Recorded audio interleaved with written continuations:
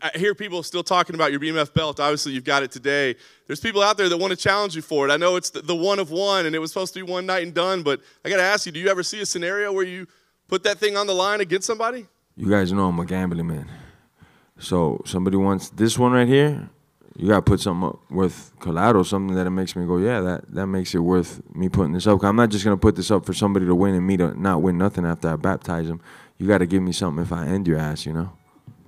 I mean, it could like financial or I don't know. It could be financial. It could be many of things, you know? Maybe certain individuals don't ever get to speak or do an interview if I whoop their ass the right way, you know, type like that.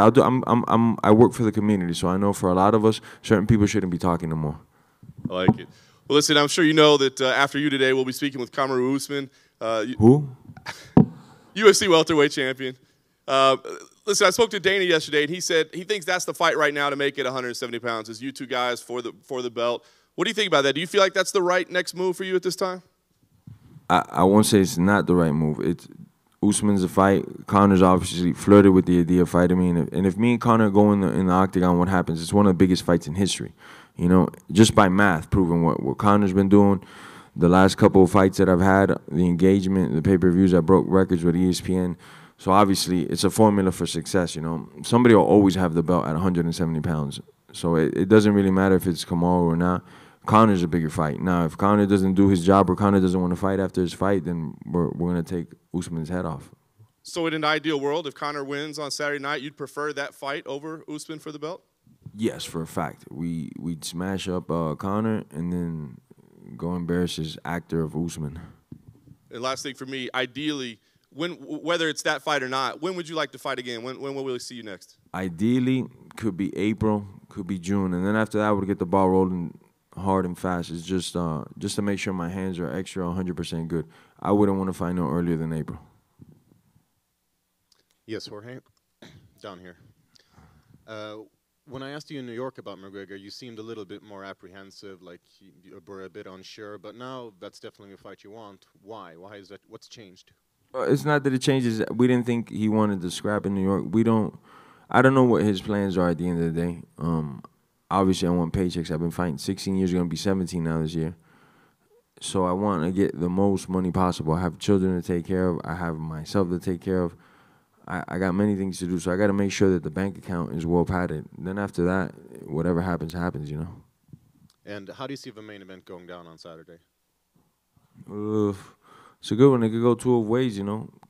Cabo can make it sick. He could start grappling, wrestling, using his clinch, making it interesting. Conor, I just think, is one of the best guys off the blocks, and Cowboy's not. So that could be a recipe for disaster for Cowboy as well, you know.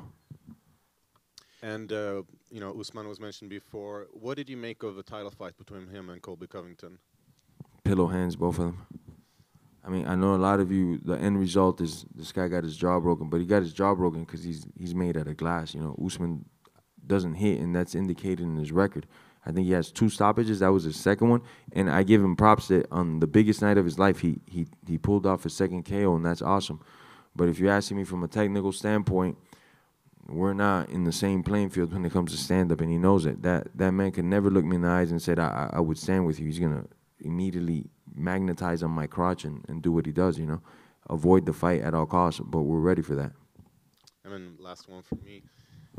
You mentioned that, you know, the big money fights are the ones that you want, for example, the McGregor fight. But I think a lot of people would agree that a fight between you and Colby Covington would probably bring in a lot of money. Is that fight at all on your radar? It's not on my radar. He got his jaw broken by the guy that I'm about to baptize. So after I'm done with Usman, the world will see the vast. We're not in the same playing field with the skill level, man. We're not. We haven't been since we were in the gym as kids, and we're not definitely now. But the only way I could show that is when I get my hands on Usman. So I'll just wait till that day comes. Jorge, over here to your right. You've been a fighter for a long time. You're an amazing veteran. You fought the best in the world. A lot of people wonder what allowed you to step it up to the point where you're beating the best. Before, you would beat some of the best. You'd come close. Was it the hair, or is it something more significant than that? What's made you become as good as you are now compared to, say, 5 years ago or even 10? Well, 5 years ago, I was pretty damn good already. I was beating a lot of world-class guys consistently, and I just wasn't getting this, you know. I stepped back and I did more math in my head. And by math, I mean every situation that I won or lost in, every training session, every fight, how I felt before that fight and the results that I got, I did that over and over and over, and I put a formula together of what the best me is. And I just bring forth that person every time I compete, you know, based on my own experiences and the math that I've acquired. How important is the title to you, the actual welterweight championship? It's definitely important because it says that you are the best. I don't believe it some of the times. A lot of the times it's just promotional stunts. In this case, it being, you know, I'm going to prove it. I know there's the whole world saying that Usman will this or that, and me, myself, and I saying, nah, he's not the champ. I'm the champ, and I'm going to prove it when we get in there, you know. There's a reason why he doesn't want to fight me, and he says he wants to fight a guy that's ranked under me that he already beat. He says it's a tougher fight. And how many stoppages does that individual that he's talking about have in his whole record compared to mine? You know, you guys ain't idiots, neither is the public. Usman can try to sell whatever he wants to the public, but people ain't stupid, man. You're an idiot if anybody's going to believe this you're saying. You already beat that guy and he's ranked under me. How is he a tougher fight than me? Explain. What do you consider a tougher fight? Me breaking your face or you possibly beating him? That's what I guess he's thinking, man. As he knows his time is up. And another thing I'll say while all the press is here, Usman's coaches that were in his corner for his last fight, sparring partners, all that stuff, is my graduating class from American Top Team. I think a lot of you might have known the Black Zillions. They're no longer with us, but they were a part of ATT. They used to be with us. So a lot of those coaches that he has in his corner right now are the same dudes that are telling him, don't fight that guy, bro. He's going to f you up, man. We know who that guy is. You know who you are. Fake the injury when the time comes because this one's not going your way. And that's really the main reason why he doesn't like to address me, because he knows, man, this is for real. Do you think Usman is the second best welterweight out there to you?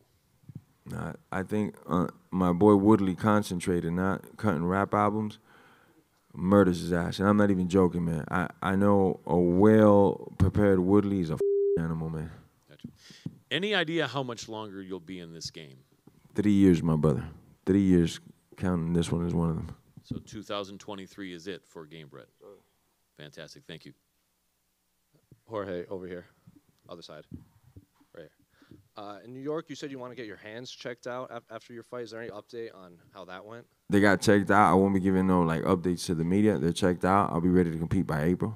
And then I'm curious what you made of a lot of people bring up your name to Conor, and he said the only reservation he would have is he felt there was unfinished business with Nate. He thought you got the fans missed out on a classic fight. So I'm wondering what your take is on those comments.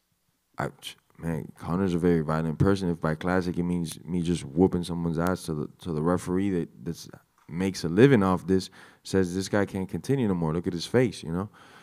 I'm in for it though. I won't wait for a rematch or a fight with anybody in particular. Once me and my management decided we're going forth, we're going forth. We're not waiting for so-and-so to get cleared by USADA or somebody to have facial surgery. It's whenever I get cleared, whoever's there that's available for me to fight and get the most money possible, that's whose head's coming off. Easy. Morning, Jorge, over here. After the BMF belt, there was some buzz over Nick Diaz. Yeah, I'm over here, sorry. What's up? There was some buzz over Nick Diaz. Some people have question marks over if he's good to fight. He's been gone a long time. You guys almost fought a couple of years back as well. And when you put a poll out to your fans, he was a popular choice as well. So is he still someone that would be on your radar? Would you be interested in that? And do you think he ever returns? Like I said, I'm not waiting for nobody, man. I'm not waiting for nobody to get clearances, to get in. And I don't want to hear no excuses either when I compete with somebody. I haven't fought in 8 years. I need a longer time. When you're ready, when you look in that mirror and you go, I'm ready, man. I'm ready to climb this mountain. Call the UFC and they'll give me a call. And if my management and me decides that it makes sense, it's on. But me sitting out for anybody in particular, not happening. Especially, I just told you I got 3 years left. I won't be sitting out for nobody. It doesn't even matter, you know. What do you make of Conor at 170? Do you think he's kind of out of his weight class fighting at 170? He has some gifts, I think. His power won't be out. If he touches anybody at 170 with a good, clean shot, they'll feel it. You know, they won't be like walking through him.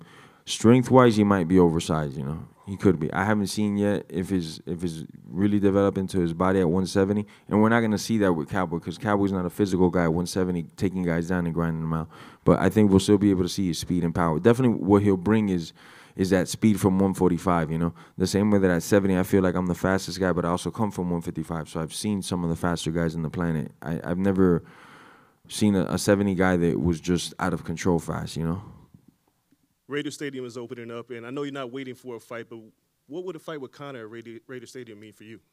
Oh, it'd be huge, man. How much? 60,000 people, I think it's or something like that. It'd be huge just to break the box office there and pop that cherry would be huge, you know. I mean, I'm not waiting for nobody, but if contracts are signed and the right money's in front of me, yes, I'll wait for an event like that. Fight week, international fight week or something like that, but a contract would have to be signed, things of that nature, you know. That's what I mean by not wait for nobody. I'm not going to hope that somebody's in shape by November of this year and then maybe I get a fantasy fight. No. Things have to be signed in place. People don't show up to fight. Well, you got to still pay me type, you know? Last question. I know you're not waiting for anybody, but if the opportunity were at the same time to either fight Kamaru Usman for the title or Conor McGregor, which would you choose? Is it a money thing or is it a title thing?